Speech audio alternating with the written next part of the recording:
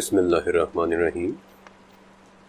یہ چیپٹر اس چیز کے متعلق ہے جسے ہم سب جانتے ہیں، دیکھ سکتے ہیں، چھو سکتے ہیں، اور یہیں سے ہی ہماری پیدائش بھی ہوئی ہے، یعنی کہ زمین۔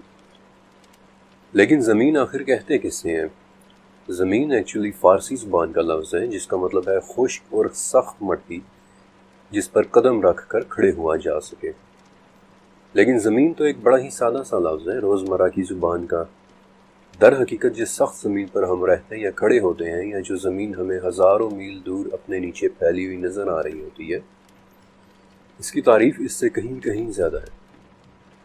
ٹیکنیکل زبان میں یہ زمین ایک مجموعہ ہے، کچھ معدنیات کا، کچھ گیسز کا، کچھ لیکوڈز کا، اور ایک ایسی چیز کا کہ جس کے بغیر میں اور آپ کبھی بھی یہاں نہ ہوتے، یعنی کہ وہ مادے جن کے بغیر زندگی ممکن نہیں تھی، اور انہیں سائنس کی زبان میں آرگینک میٹر کہتے ہیں۔ لیکن آرگینک میٹر کے بارے میں تو میں آپ کو تھوڑا بعد میں بتاؤں گا۔ اس سے پہلے میں چاہتا ہوں کہ آپ زمین کے متعلق وہ باتیں جان لیں جن پر بہت کم ہی غور کیا جاتا ہے۔ دنیا کی زبانوں میں ویسے تو زمین کے بہت سے نام ہیں، لیکن اس کا ایک نام ایسا ہے جس کی جھلک آپ کو تقریباً ہر زبان میں نظر آتی ہے، اور وہ ہے عربی لفظ ارض اور اس کی مختلف ویریشنز۔ اب چاہے انگلش میں وہ ارتھ کہلائے، جرمن میں ایرڈا، ڈچ میں آردہ، نارویجن میں یوردہ، یدش میں ایردا اور ڈینش میں یوردن۔ اب ان ساتوں پرانی زبانوں میں ارض کا لفظ بھی ملتا جلتا ہے، اور اس کی تعریف بھی ایک ہی جیسی ہے۔ چلنے کے قابل ہر وہ حصہ جو ہوا اور پانی سے الگ ہو وہ ارض ہے، زمین ہے۔ لیکن ایک اور اہم سوال تو یہ بھی ہے کہ یہ ارض کہاں تک پھیلی ہوئی ہے؟ پاکستان، سعودی عرب، انڈیا، امریکہ، کینیڈا، آسٹریلیا، انگلینڈ، کیا بس یہی ارض ہے؟ جب اللہ تعالیٰ سورہ شمس میں قسم اٹھا رہے ہیں کہ قسم ہے ارض اور اس کے پھیلا دیے جانے کی، تو کیا اللہ تعالیٰ بس ان چھوٹے بڑے 195 ممالک کی قسم اٹھا رہے ہیں؟ جس ارض پر اس وقت میں اور آپ رہ رہے ہیں، اس کی 90% چٹانیں بیسالٹ سے بنی ہوئی ہیں۔ بیسالٹ دراصل ایک پتھریلا سا ایلیمنٹ ہے، جیسے گرینائٹ یا سنگ مرمر وغیرہ ہوتا ہے۔ اب اگر اس ارض کی 90% چٹانیں بیسالٹ کی بنی ہوئی ہیں، تو چلیں تھوڑی دیر کے لیے مان لیتے ہیں کہ ارض بیسالٹ ہی کا دوسرا نام ہے۔ اب مجھے یقین ہے کہ آپ سب نے رات کے وقت 14ویں کا چاند بھی دیکھا ہوگا، لیکن کیا کبھی آپ نے سوچا کہ اس پر نظر آنے والے یہ کالے دھبے کیا ہیں؟ چاند کے ان کالے دھبوں کو لونر ماریا کہتے ہیں، اور یہ دھبے دراصل اسی بیسالٹ کے وسیع و عریض رقبے پر پھیلے ہوئے میدان ہیں، وہی بیسالٹ کے جو ہماری ارض میں ہے۔ اس کا مطلب تو یہ ہوا کہ ٹیکنیکلی چاند کی زمین بھی ارض ہی کہلائے گی۔ چاند کے علاوہ بھی آپ کو ایک مثال دے دیتا ہوں، تو پاکستان میں فجر اور مغرب کے وقت ایک بہت چمکدار سا ستارہ نظر آتا ہے، جو ایکچولی ایک ستارہ نہیں ہے بلکہ ایک سیارہ ہے جسے وینس کہتے ہیں۔ 70s اور 80s میں رشیا نے اس سیارے یعنی کہ اس پلانٹ پر 5 وینیرا مشنز بھیجے تھے، اور پتہ یہ چلا کہ اس سیارے پر درجنوں کلومیٹر موٹے بادلوں کی ایک تہہ ہے جس کے نیچے 80% وینس اسی بیسالٹ کا بنا ہوا ہے، جس بیسالٹ کی ہماری اپنی زمین ہے، یعنی کہ ٹیکنیکلی وینس بھی ارض ہی کا حصہ ہے، بادلوں سے ڈھکی ہوئی ایک ارض۔ مریخ جس پر اس چیپٹر کے سنائے جانے یا لکھے جانے کے وقت 50واں مشن جا رہا ہے، وہ بھی ارض کی تعریف پر پورا اترتا ہے، بلکہ اگر ہماری اور مریخ کی ارض دیکھی جائیں تو ہمارے درمیان فرق صرف پانی اور آرگینک میٹر کا ہے۔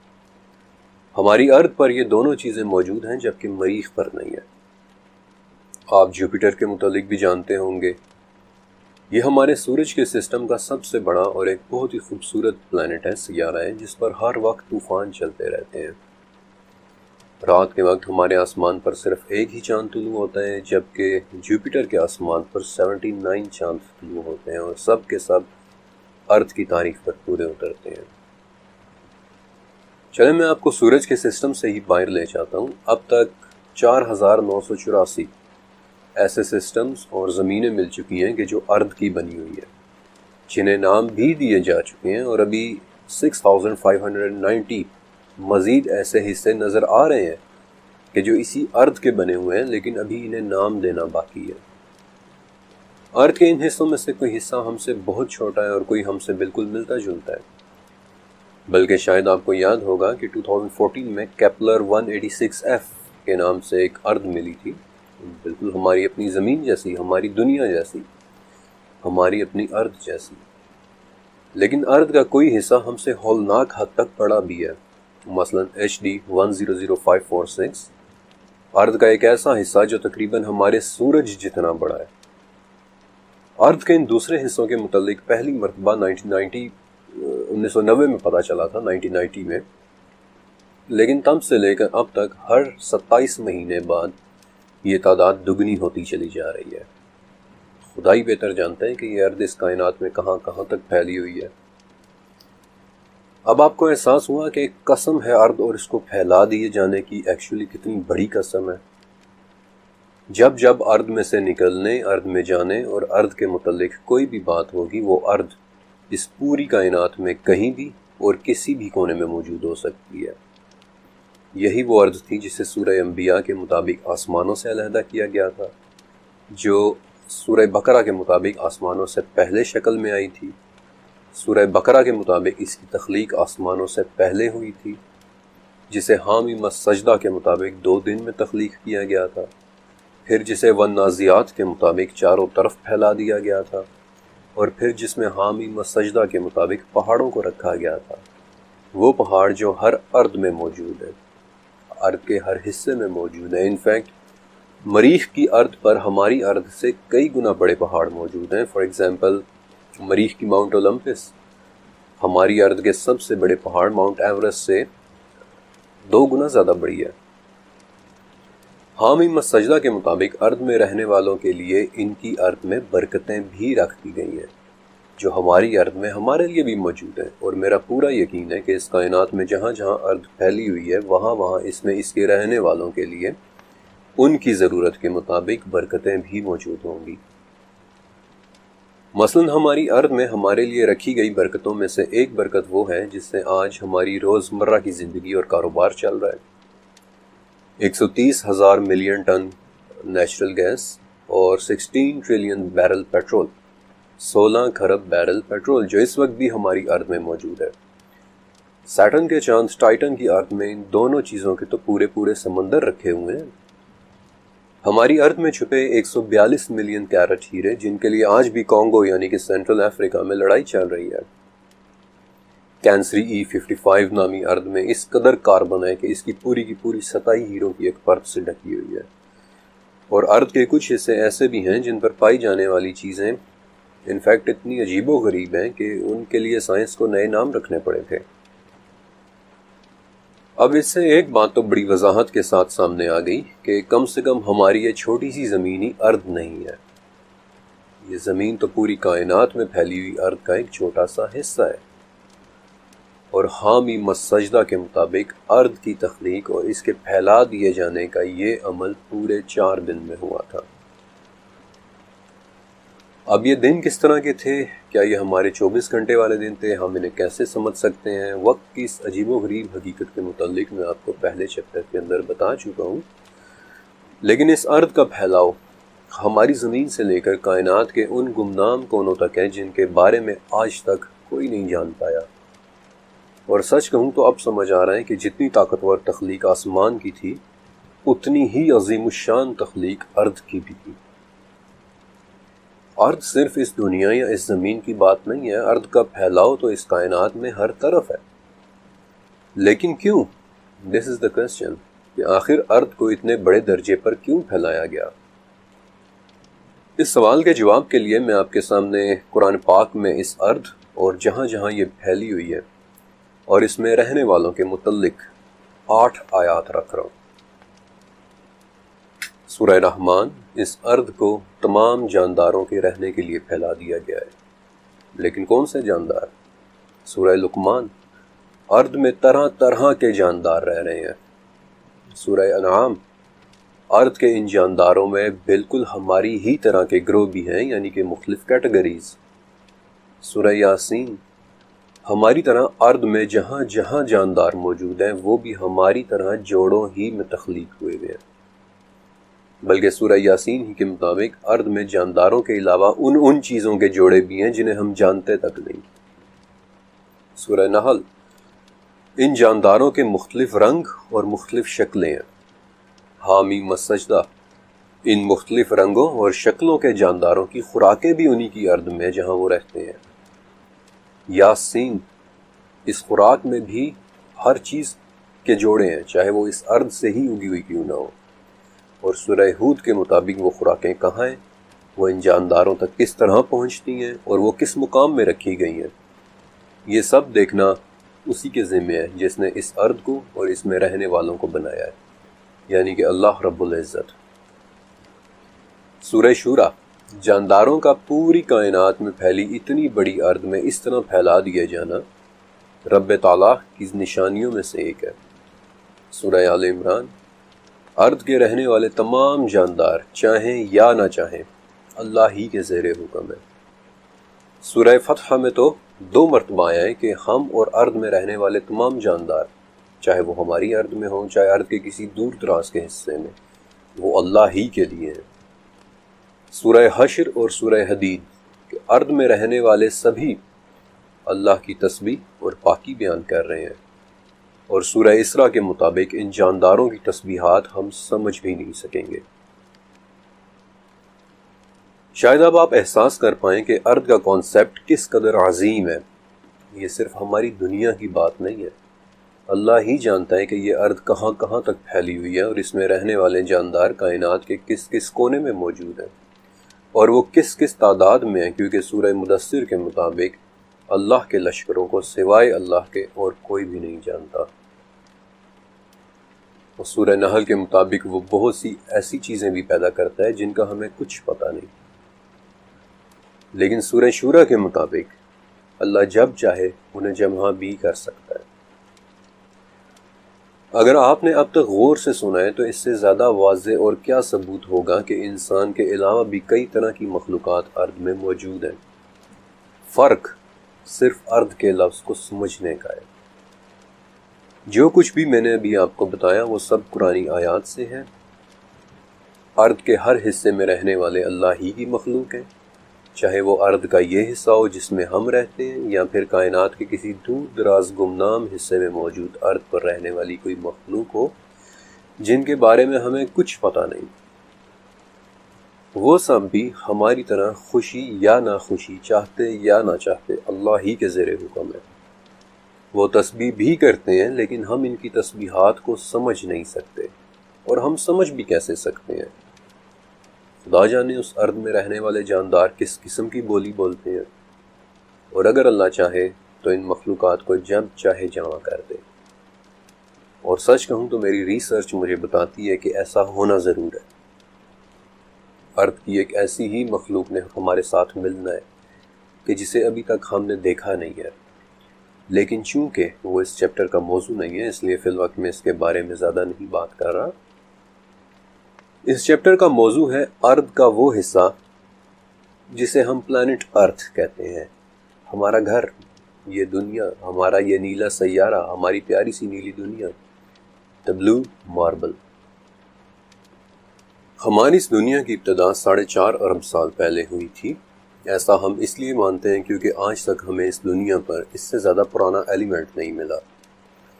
آسٹریلیا سے ملنے والے زرکون کرسٹلز یعنی کہ دی اولڈسٹ ایلیمنٹ آن ارتھ۔ لیکن 4.5 ارب سال پہلے یہ زمین کہیں سے بھی نیلی نہیں تھی، بلکہ یہ تو پہچانی بھی نہیں جاتی تھی۔ اس پر شدید قسم کے پتھروں کی، بڑے بڑے پتھروں کی بارش ہو رہی تھی۔ ہر تھوڑے عرصے بعد 200-300 کلومیٹر سائز کا ایک پتھر زمین سے ٹکراتا اور سب کچھ ختم ہو جاتا۔ ایک ویران، بنجر، مردہ سا اسٹیرائل سیارہ جہاں کچھ بھی اگ نہیں سکتا تھا۔ لیکن پھر ایک معجزہ ہوا۔ سورہ حدید، اللہ زمین کو اس کی موت کے بعد زندہ کرتا ہے، اور ہم نے تمہارے لیے اپنی نشانیاں بیان کر دی ہیں تاکہ تم سمجھو۔ اس زمین کو ایک زندگی ملی، ایسے ہی ایک بڑے سے پتھر سے ٹکرانے کے بعد۔ اس پتھر کے ٹکرانے سے زمین کے اندر کی گیسز باہر نکل آئیں جو ایک دھوئیں کی شکل میں اس کے گرد اکٹھی ہو گئی تھی۔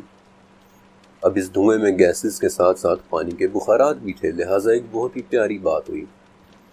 زمین کا ایٹماسفیئر بننا شروع ہوا، زمین ٹھنڈی ہونا شروع ہوئی اور اس دھوئیں میں موجود بخارات بارش کی طرح زمین پر برسنے لگے، اور پھر وہ ہوا جس کا ذکر سورہ نحل، سورہ عنکبوت اور سورہ جاثیہ تینوں میں ہے، کہ اللہ ہی تو ہے جس نے آسمان سے پانی اور جو کچھ بھی چاہا اسے اتار کر زمین کو اس کی موت کے بعد زندہ کیا۔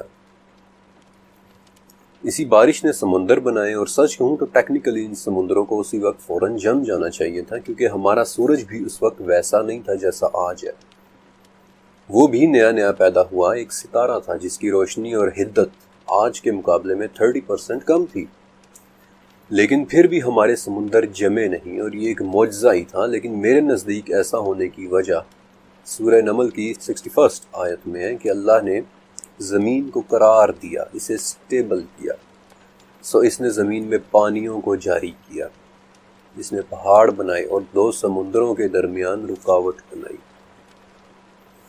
اللہ ہی بہتر جانتا ہے کہ اس نے ان پانیوں میں ایسی کون سی رکاوٹیں رکھی تھی کہ اتنی سردی کے باوجود وہ سمندر نہیں جمے، پانی جاری رہے، اور ان پانیوں کا جاری رہنا ضروری بھی تھا کیونکہ ان میں زندگی پیدا ہونی تھی۔ سورہ انبیاء کے مطابق ہر زندہ چیز پانی سے پیدا کی گئی ہے، انہی پانیوں سے تو زندگی نے نکلنا تھا۔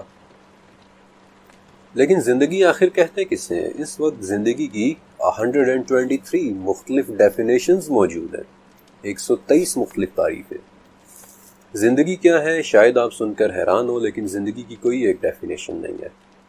پھر بھی زندگی کی ایک تعریف کہ جو مقبول ہے، ایکسیپٹڈ ہے، وہ یہ ہے کہ کوئی بھی ایسی چیز جو 3 کام کر سکے وہ زندہ کہلاتی ہے۔ پہلا کام کہ اس کے جسم میں میٹابولزم یعنی کہ کسی نہ کسی قسم کا کیمیکل پروسیس ہوتا ہو۔ دوسرا یہ کہ اس کے جسم میں خود کو ریپیئر کرنے کی صلاحیت موجود ہو، اور تیسرا یہ کہ وہ اپنے آپ کو ریپلیکیٹ کر سکے، یعنی اپنی نسل بڑھا سکے۔ سچ کہوں تو آج تک ہم یہ فیصلہ ہی نہیں کر پائے ہیں کہ زندگی کسے کہتے ہیں، لیکن ہم زندگی کے متعلق جانتے ہی کیا ہیں؟ What do we know about life؟ اس کی کتنی اقسام ہیں، اس کی کیا کیا شکلیں ہیں؟ ہم تو صرف ایک ہی قسم کی زندگی سے واقف ہیں جو اس ارض میں رہتی ہے، اور اسی لیے تو ہم اسے life as we know it کہتے ہیں۔ اب یہ پہلی مرتبہ کیسے پیدا ہوئی تھی یہ بات کوئی نہیں جانتا۔ درجنوں ماڈلز پیش کیے جا چکے ہیں، لیکن کسی ایک پر بھی اتفاق نہیں۔ لیبارٹریز میں ہزاروں ایکسپیریمنٹس، تجربات ہو چکے ہیں، لیکن آج تک کوئی زندگی نہیں بنا سکا، اور بنا سکے گا بھی نہیں، کیونکہ زندگی کا مردہ زمین سے پیدا ہونا ایک معجزہ تھا، اور اس معجزے کا ذکر سورہ روم میں صرف ایک ہی ہستی سے منسوب ہے کہ اللہ ہی زندہ کو مردہ سے نکالتا ہے، وہی تو زمین کو اس کی موت کے بعد زندہ کرتا ہے۔ زندگی سوائے اللہ کے اور کوئی پیدا کر ہی نہیں سکتا۔ اب مردہ زمین سے زندگی کیسے نکلی؟ اس کے سب سے پرانے ثبوت کینیڈا میں 4.25 ارب سال پرانی کائی کے فاسلز ہیں۔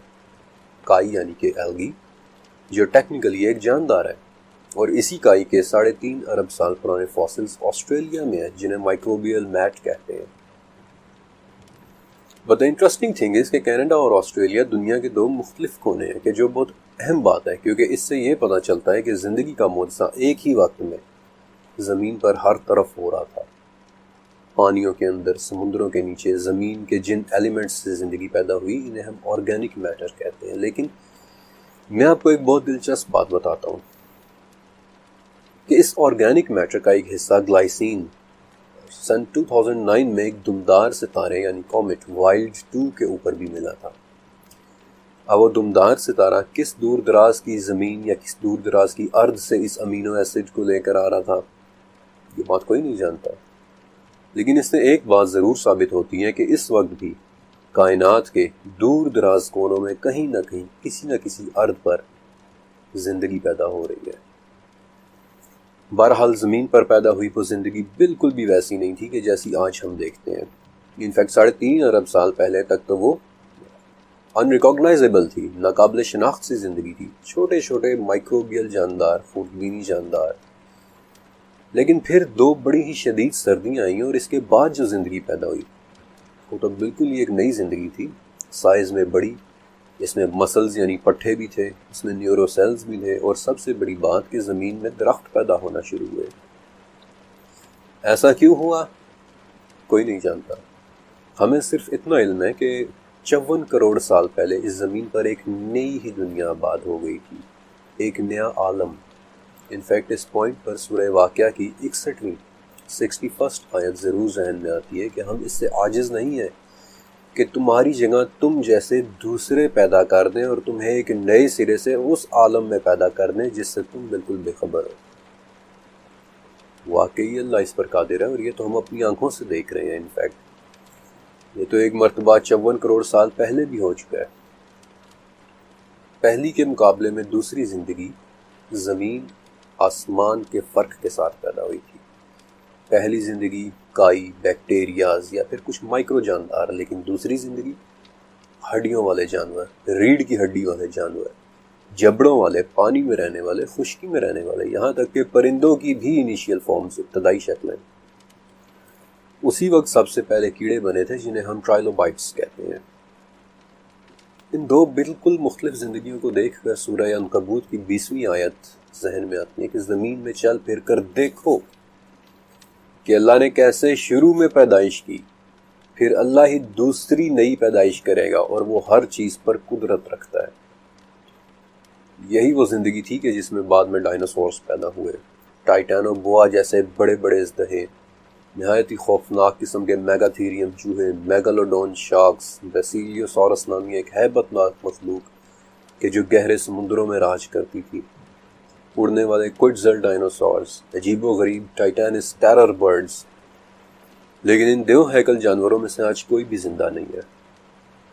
انفیکٹ ان میں سے 90% تو آج معدوم ہو چکے ہیں، ایکسٹنکٹ ہو چکے ہیں۔ لیکن کیوں؟ سورہ طٰہٰ کی 128ویں آیت میں ایک بہت اہم لفظ استعمال ہوا ہے، قرون۔ ویسے تو اس لفظ کے عام معنی رہنے کی جگہ یا بستیاں ہیں، جو بالکل ٹھیک ہے، لیکن اس عربی لفظ قرن کے 4 مزید معنی ہیں، جن میں سے ایک معنی دور یا عہد یا صدیاں بھی ہے۔ یہی وہ لفظ ہے کہ جو ہم اردو میں بھی استعمال کرتے ہیں، فار ایگزامپل قرون اولا یا قرون وسطیٰ، یعنی شروع کے ادوار یا درمیان کے ادوار وغیرہ۔ اور اسی معنی کے اعتبار سے سورہ طٰہٰ کی اس آیت کو دیکھیں کہ ہم نے ان سے پہلے بہت سے عہد یا دور ہلاک کر دیے جن کے رہنے کے مقامات میں یہ چلتے پھرتے ہیں۔ اس میں سمجھنے والوں کے لیے بہت سی نشانی ہے۔ پچھلے 54 کروڑ سال میں 5 مرتبہ ایسا ہوا ہے کہ ان جانوروں کے پورے عہد یا ان کے رہنے کے مقامات ہلاک اور تباہ ہو گئے، جنہیں آج ہم 5 میس ایکسٹنکشنز کہتے ہیں۔ کبھی 25 کروڑ سال پہلے زمین کے 96% جاندار مر گئے اور ان کا دور ختم ہو گیا۔ کبھی 6.5 کروڑ سال پہلے زمین کے 75% جاندار اور زندگی ختم ہو گئی۔ تمام بڑے اور خوفناک جاندار ڈائناسور سمیت مر گئے، اور صرف وہی بچے ہیں کہ جو زمین کے نیچے چھوٹے چھوٹے بلوں میں چھپ کر رہ رہے تھے۔ اور اس کے بعد زمین پر ایک ایسی چیز پیدا ہوئی کہ جو شاید اس سے پہلے کبھی پیدا نہیں ہوئی تھی، اور اس چیز کی پیدائش کا ذکر سورہ اعلیٰ میں اللہ کی تعریف کے ساتھ ہے کہ اپنے بلند رب کی پاکیزگی بیان کر، جس نے تخلیق کی، جس نے صحیح اندازہ کیا اور پھر راہ دکھائی، وہ بلند رب جس نے تازہ گھاس پیدا کی۔ گھاس کے متعلق آپ کیا جانتے ہیں؟ یہی وہ گھاس تھی جس کی پیدائش نے زمین پر رہنے والوں کی فزیولوجی بدل دی۔ اگر گھاس نہ ہوتی تو آج بھی اس زمین کے اوپر ڈائناسورز دندناتے پھر رہے ہوتے۔ لیکن اس گھاس کی پیدائش کے بعد گوشت خوروں کا عہد ختم ہو گیا، اور زمین کے نیچے چھپے چھوٹے چھوٹے جانور باہر نکل آئے، اور گھاس کی فراوانی سے ان کے سائز بڑے ہوتے گئے، اور زمین پر فرسٹ میملز وجود میں آ گئے۔ پودے اور وہ درخت اگنا شروع ہوئے، وہ درخت کے جو آج ہم دیکھنے کے عادی ہیں، اور بالآخر زمین پر life as we know it پیدا ہوئی۔ لیکن ارد کے بارے میں ایک بہت ہی پراسرار سی آیت سورہ طلاق میں ہے کہ اللہ وہ ہے جس نے 7 آسمان بنائے اور انہی کی طرح زمینیں بھی، اور اس کا حکم ان کے درمیان اترتا ہے۔ یہ وہ آیت ہے جس سے ایک سے زیادہ ارد یا 7 زمینوں کا کانسیپٹ پیدا ہوا تھا، اور ان زمینوں کی تعداد آپ صلی اللہ علیہ وسلم کی اس حدیث سے لی جاتی ہے کہ جس نے ظلم سے ایک بالشت زمین بھی لی تو قیامت کے دن اسے 7 زمینوں تک دھسایا جائے گا، یا 7 زمینوں کا طوق اس کے گلے میں ڈالا جائے گا۔ اور اس حدیث میں بڑی وضاحت کے ساتھ 7 اراضین کے الفاظ ہیں، یعنی کہ 7 ارض، 7 زمینیں۔ اور یہ 7 زمینیں کیسی ہیں، اس کا جواب شاید کوئی انسان نہ دے سکے، کیونکہ ہم صرف ایک ہی ارض کو جانتے ہیں، بالکل ویسے ہی کہ جیسے ہم زندگی کی صرف ایک ہی قسم کو جانتے ہیں۔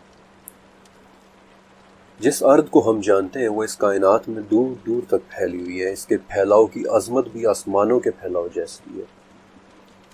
لیکن اگر واقعی 7 زمینیں ہیں تو وہ ہیں کہاں؟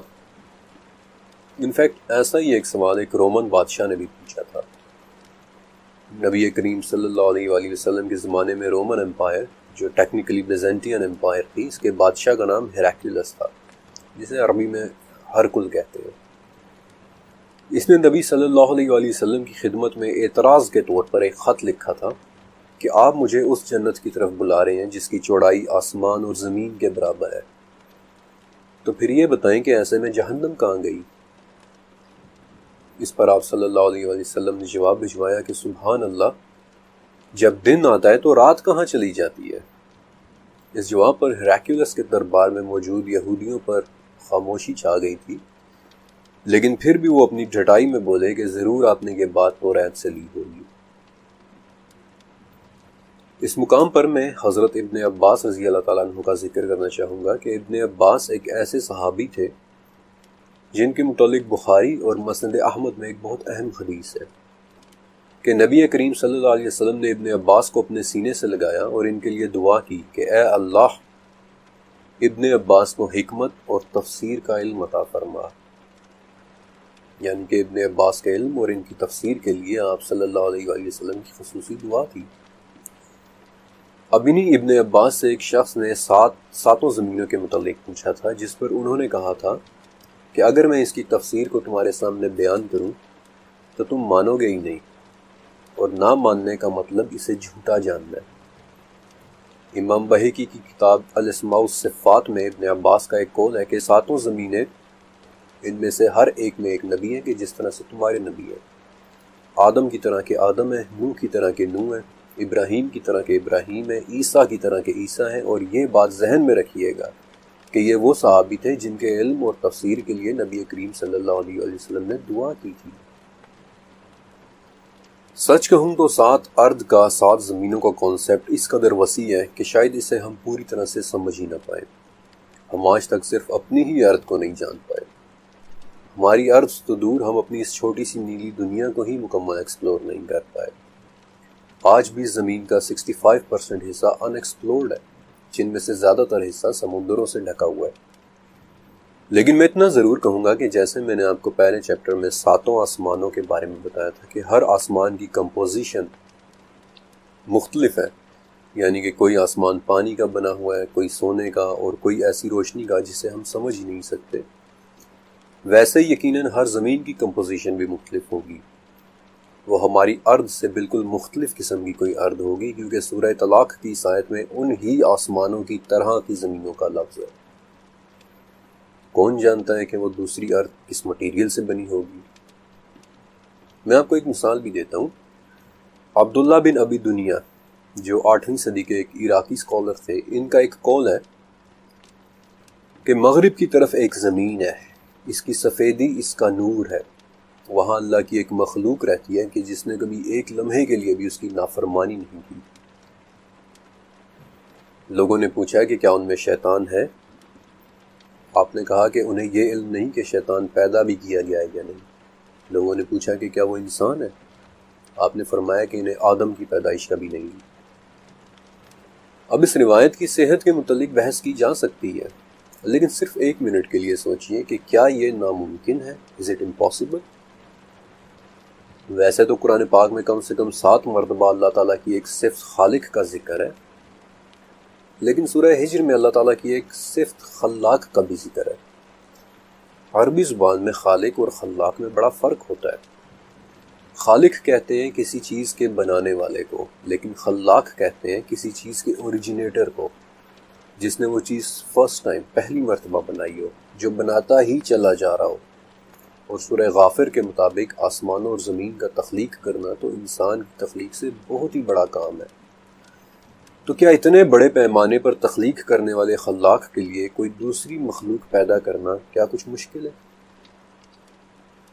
اتنے عظیم الشان پیمانے پر بنے یہ 7 آسمان اور 7 زمینیں، دونوں کی اللہ تعالیٰ نے سورہ شمس میں قسمیں بھی اٹھائی ہیں، اور یہ تمام آسمان اور جو کچھ ان کے درمیان ہے وہ اللہ کی کرسی کے مقابلے میں ایسے ہیں کہ جیسے صحرا میں پڑی ہوئی کوئی انگوٹھی، اور کرسی عرش کے مقابلے میں ایسے ہیں کہ جیسے صحرا میں پڑی کوئی انگوٹھی۔ یہ پیمانے اس قدر عظیم ہیں کہ نہ میں آپ کو سمجھا سکتا ہوں اور نہ ہی آپ سمجھ سکتے ہیں،